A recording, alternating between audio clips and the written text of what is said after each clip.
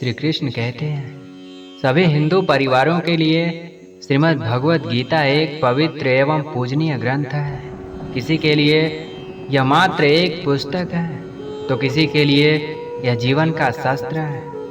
आज हम इस वीडियो में जानेंगे कि भगवत गीता घर में रखना चाहिए या नहीं। महाभारत के युद्ध की कहानी हजारों वर्षों से आज भी लोगों के दिलों में विशेष स्थान रखनी है, क्योंकि इस धर्म युद्ध ने एक बार फिर से स्पष्ट कर दिया कि झूठ कितना ही शक्तिशाली हो, वो सच के सामने टिक नहीं सकता। बचपन से हमने रामायण और महाभारत की कहानी किताबों में, टेलीविजन में देखी है, लेकिन बेहद कम लोग ऐसे हैं जो रोजाना श्रीमद् भगवत गीता का पाठ करते हैं और श्री कृष्ण की कही गई बातों को जीवन में अपनाते हैं, जिन्हें वास्तव में श्री कृष्ण के प्रति प्रेम है। उन्हें भगवत गीता के पास आए बिना चैन नहीं मिल सकता, क्योंकि यह एक पुस्तक नहीं है बल्कि एक ऐसा धर्म ग्रंथ है जो हमें सही जीवन जीने की सीख देता है।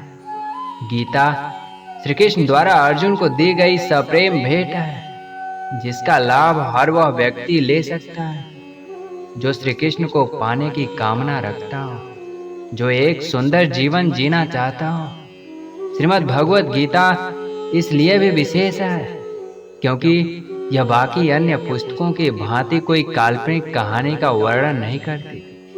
गीता के ज्ञान को किसी जंगल में, एकांत में या गुरुकुल में नहीं दिया गया है। इसे ठीक युद्ध के मैदान में दिया गया है, जहां हजारों लाखों की संख्या में सैनिक, घोड़े, भीष्म, अर्जुन, दुर्योधन, कर्ण जैसे योद्धा उपस्थित हैं। वे लोग जो गीता को एक पुस्तक के रूप में देखते हैं, वे अक्सर इसे मंदिर में साफ सफाई के साथ रखते हैं। कई लोग नित्य गीता का पाठ भी करते हैं, पर इससे उन्हें कोई विशेष लाभ प्राप्त नहीं होता। उनके जीवन में डर, लालच, छोटी छोटी बातों में क्रोध अक्सर दिखाई देता है। पर सवाल है, आखिर क्यों? श्रीमद् भगवत गीता रोजाना पढ़ने के बाद भी व्यक्ति का जीवन नहीं सुधरता।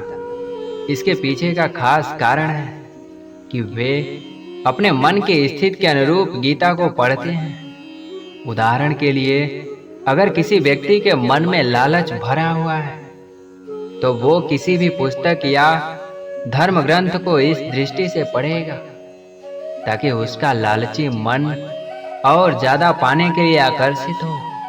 इसलिए वे लोग जो वास्तव में गीता का लाभ लेना चाहते हैं, गीता का मर्म समझना चाहते हैं, उन्हें गीता का एक एक श्लोक किसी गुरु के सानिध्य में ध्यान पूर्वक पढ़ना चाहिए। श्रीमद् भगवत गीता को मंदिर में या किसी साफ सुथरी जगह जैसे घर की लाइब्रेरी में प्रेम भाव में स्थान दें। गीता को साफ सुथरा रखने से कहीं ज्यादा महत्वपूर्ण यह है कि आप नित्य गीता का पाठ करें।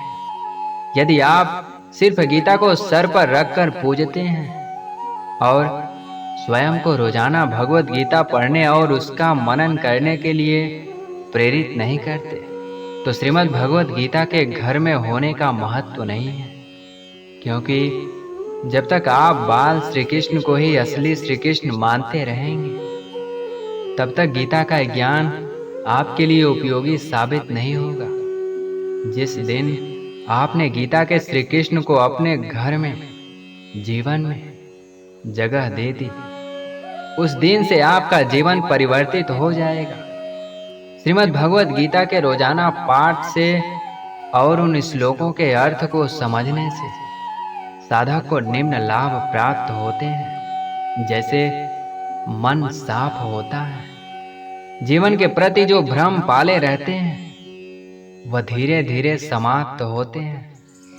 हम सभी दुखों से घिरे हुए हैं, अतः अतीत की कड़वी यादों और अपने कष्टों से मुक्ति पाकर वर्तमान में जीने में मदद करने वाली भगवत गीता सचमुच जीवन दायिनी है। जो कुछ भी हमारे पास संसाधन के रूप में मौजूद है, फिर चाहे पैसा हो, बुद्धि हो, ताकत हो, कुछ भी हो, भगवत गीता हमें उन संसाधनों का सही उपयोग करने की सीख देती है।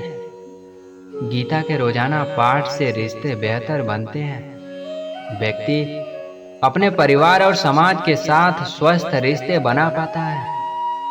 गीता धर्म के प्रति अंधविश्वासों और बेकार की मान्यताओं को तोड़ती है, जिससे इंसान अपने बंधनों से मुक्त होता है। गीता इंसान के मन से छोटी इच्छाएं, लालच, डर को समाप्त कर उसे एक निडर और ऊंचा इंसान बना देती है। जीवन के प्रति नजरिया ही बदल जाता है। जो चीजें आपको पहले बहुत जरूरी लगती थी, वो अब आपके लिए छोटी हो जाती है।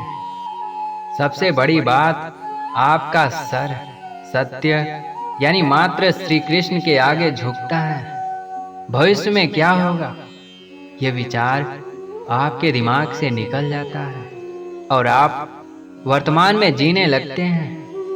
क्योंकि बचपन से हम श्री कृष्ण के संदेश पर नहीं, अपनी पुरानी मान्यताओं के सहारे जीवन जीते आए हैं। इसलिए उन विचारों को दिमाग से हटाना इतना सरल नहीं है।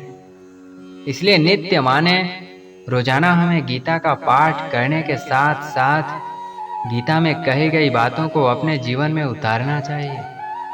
जब भी आपका मन श्री कृष्ण से दूर जाए, आपका मन आपको लालच से घेरे, आपको सही काम करने में आलस आए, डर लगे, तो आप गीता का पाठ कर सकते हैं। गीता आपको निर्भयता देगी, जीवन जीने का उद्देश्य देगी, जिसे पाकर आपका जीवन अमृत हो जाएगा।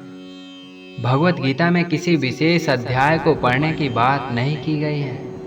अतः एक अध्याय को भली भांति समझने के बाद ही आपको गीता के दूसरे अध्याय को पढ़ना चाहिए। एक सामान्य पुस्तक की भांति यदि आप भगवत गीता को पढ़ते हैं और जल्दी से पन्ने पलटकर आगे बढ़ने का प्रयास करते हैं, तो ऐसा करने से गीता के विशेष मर्म से आप चूक जाएंगे।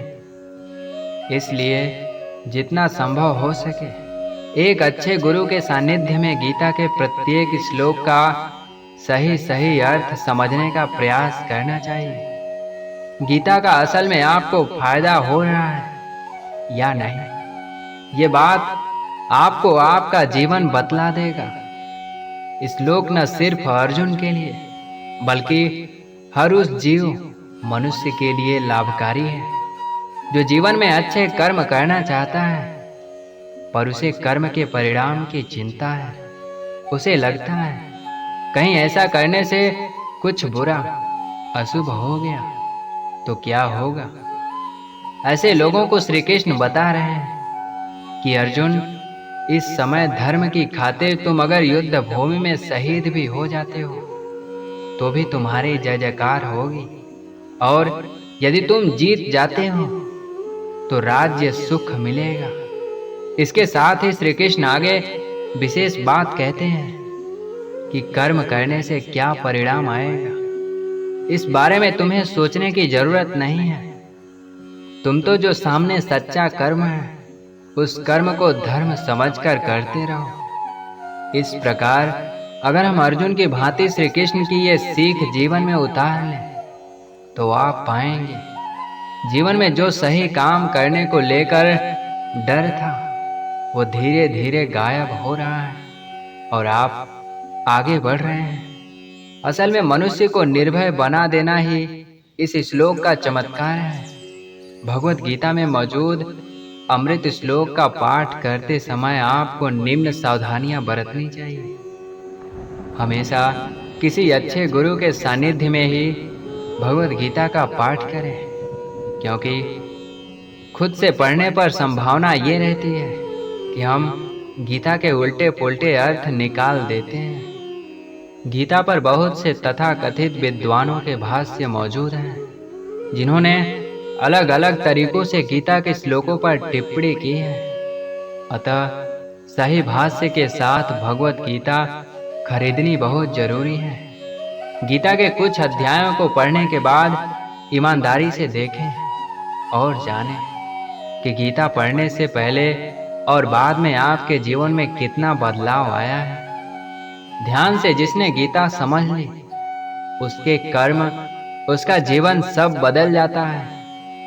तो साथियों, इस वीडियो को देखने के पश्चात भगवत गीता घर में रखना चाहिए या नहीं? अब आप भली भांति समझ चुके होंगे।